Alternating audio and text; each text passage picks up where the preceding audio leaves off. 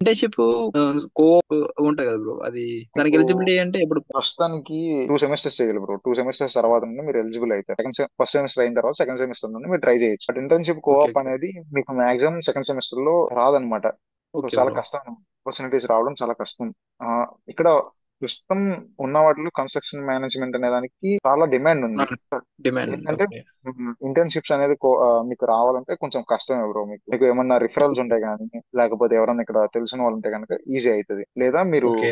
ఆ! బ్రో. మీరు మీరేం చేయాలంటే కొన్ని కోర్సెస్ చేసుకోవాలి బ్రో. మీరు సర్టిఫికేషన్ ఏవి? చేసుకోవాలి.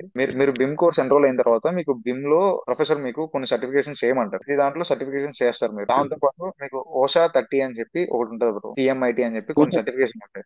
ఓకే. అవి ఓకే. అవి చేసుకొని మీరు లింక్డ్ఇన్ లో పెట్టుకోవాలి బ్రో. ఫస్ట్ ఆఫ్ ఆల్ మీరు లింక్డ్ఇన్ అనేది కొంచెం యాక్టివ్ గా ఉండాలి బ్రో.